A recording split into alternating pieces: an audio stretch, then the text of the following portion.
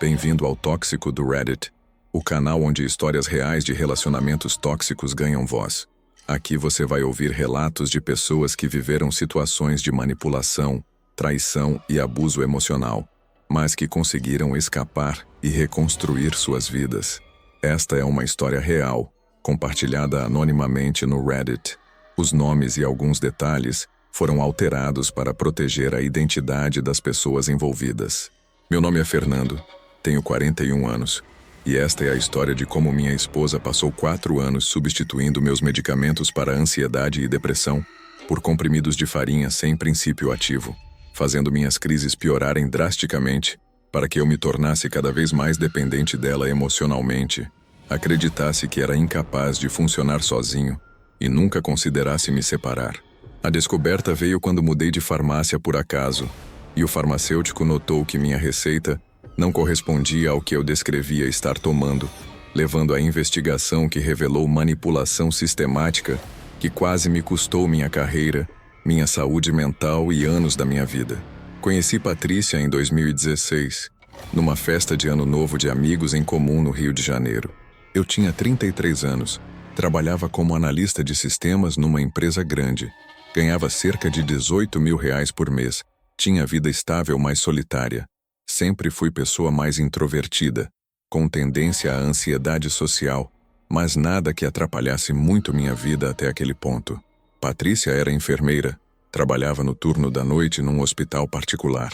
Era extrovertida, falante, carismática, exatamente o oposto de mim. Na festa, ela puxou conversa comigo que estava meio isolado no canto. Conversamos a noite toda. Ela me fez sentir confortável de um jeito que poucas pessoas conseguiam. Pareceu genuinamente interessada em mim. Começamos a namorar em janeiro de 2016. Os primeiros meses foram muito bons. Patrícia me ajudava a sair mais da minha zona de conforto. Me levava para lugares novos, me apresentava para pessoas novas. Eu apreciava isso porque sozinho eu tendia a me isolar demais. Casamos em novembro de 2017. Após quase 2 anos de namoro. Cerimônia pequena, apenas família próxima e poucos amigos. Fomos morar juntos num apartamento que alugamos em Copacabana. Ela continuou trabalhando nos turnos noturnos. Eu continuei no meu trabalho normal de dia. Em março de 2018, 4 meses após casamento, passei por período muito estressante no trabalho. Projeto grande, prazos apertados, pressão intensa. Comecei a ter crises de ansiedade. Palpitações, suor frio, sensação de sufocamento. Às vezes acordava no meio da noite com ataques de pânico. Patrícia, como enfermeira, reconheceu os sintomas imediatamente. Sugeriu que eu procurasse psiquiatra. Disse que a ansiedade é tratável, que medicação ajuda muito, que não havia vergonha nenhuma em buscar ajuda profissional. Fui ao psiquiatra, Dr. Marcos. Contei sobre as crises. Ele diagnosticou transtorno de ansiedade generalizada com crises de pânico. Prescreveu antidepressivo que também funciona para a ansiedade, mais ansiolítico para usar em momentos de crise aguda. Comecei a tomar medicação conforme prescrito. Nas primeiras semanas, como esperado, não houve melhora significativa.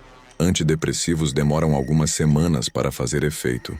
Dr. Marcos tinha me avisado disso, mas após 6 semanas, quando deveria começar a sentir melhora, não senti nada.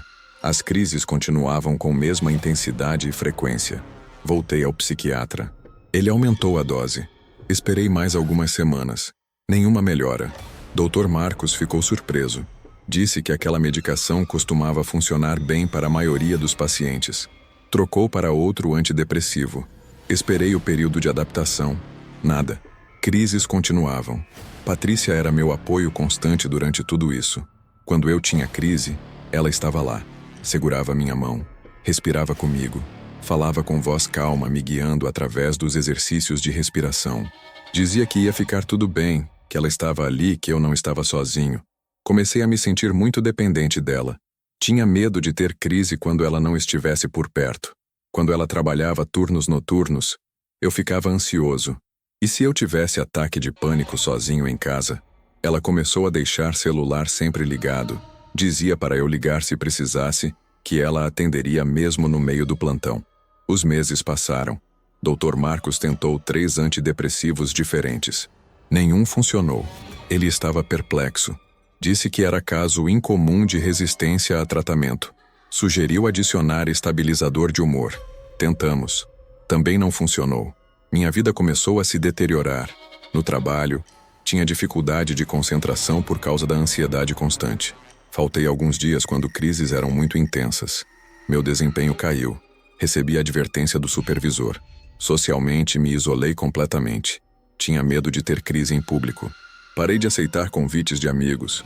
Parei de ir em eventos familiares. Minha vida se resumia a trabalho e casa. E mesmo em casa, vivia em estado constante de tensão esperando a próxima crise. Patrícia era literalmente a única pessoa com quem eu me sentia seguro. Ela entendia. Ela sabia como me ajudar durante crises. Ela não me julgava. Comecei a vê-la como minha salvadora, minha única âncora num mundo que parecia constantemente ameaçador. Em 2019, um ano após começar tratamento sem melhoras, Dr. Marcos sugeriu internação hospitalar breve para estabilização medicamentosa supervisionada. Disse que às vezes em ambiente controlado, conseguem ajustar medicação de forma mais eficaz. Fiquei apavorado com a ideia de internação. Patrícia também se opôs.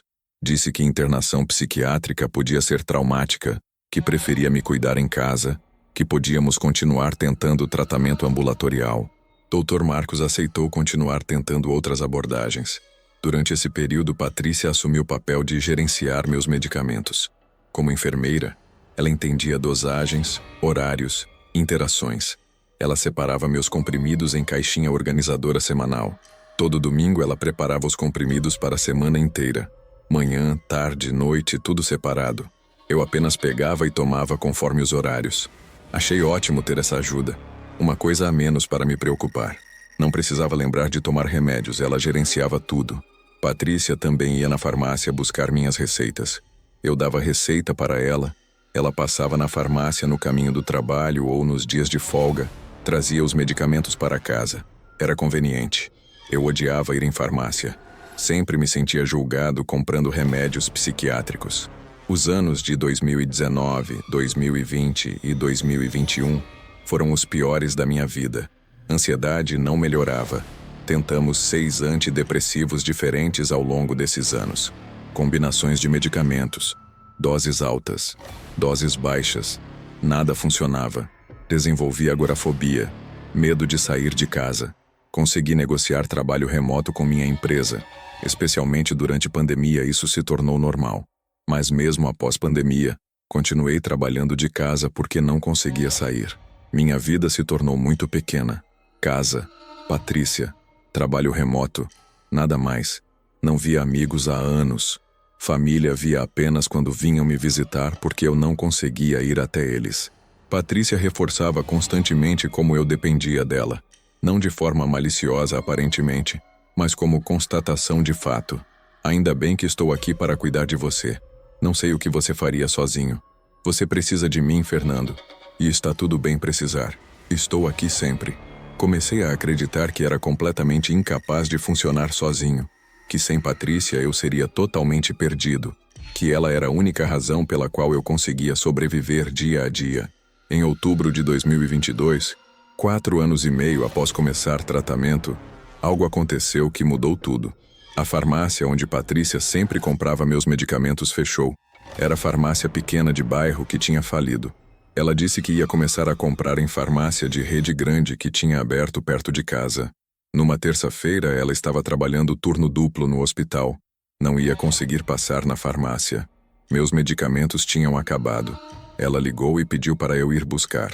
Disse que tinha deixado receita na mesa da cozinha, que era só levar e pegar. Tive crise de ansiedade só de pensar em sair, mas não tinha escolha. Precisava dos medicamentos. Tomei ansiolítico que usava para emergências, esperei fazer efeito, saí. Cheguei na farmácia. Entreguei receita para farmacêutico. Ele olhou, foi buscar os medicamentos. Voltou com as caixas. Começou a explicar como tomar, procedimento padrão. Então, esse aqui você toma um comprimido pela manhã, esse 2 pela manhã e 1 à noite, e esse conforme necessidade para a ansiedade, certo? Fiquei confuso. Não, eu tomo 1 pela manhã, 1 à tarde e 2 à noite. Farmacêutico franziu testa. Não é isso que está na receita. E não é isso que esses medicamentos indicam. Deixa eu ver sua carteirinha de medicamentos para conferir. Não tenho carteirinha. Minha esposa gerencia meus remédios. Ah, você sabe os nomes dos medicamentos que está tomando atualmente? Falei os nomes que Patrícia sempre me dizia. Farmacêutico olhou para mim com expressão estranha. Senhor, esses medicamentos que o senhor acabou de falar não são os mesmos que estão nessa receita. A receita é para medicamentos diferentes. Senti confusão profunda. Como assim diferentes? Minha esposa compra com essa receita todo mês. Senhor, ou a receita está errada, ou o que o senhor está tomando está errado. O senhor tem os comprimidos em casa? Pode trazer para eu ver? Voltei para casa. Peguei a caixinha organizadora de medicamentos. Voltei para a farmácia. Farmacêutico olhou os comprimidos. Pegou um. Examinou. Cheirou. Colocou um pouquinho de pó na língua. Senhor, isso não é medicamento. Isso é farinha prensada, placebo. Não tem princípio ativo nenhum. Meu mundo parou. Como assim placebo? Esses comprimidos não são remédios de verdade. São falsos. Alguém fez comprimidos de farinha para parecer remédio. Não conseguia processar. Farmacêutico continuou. Senhor, o senhor precisa levar isso para seu médico imediatamente. E precisa descobrir quem está dando placebo para o senhor no lugar de medicação prescrita. Isso é muito grave. Voltei para casa em estado de choque. Esperei Patrícia voltar do hospital. Quando ela chegou de manhã, estava cansada do turno longo. Fui direto ao ponto. Patrícia, fui na farmácia ontem.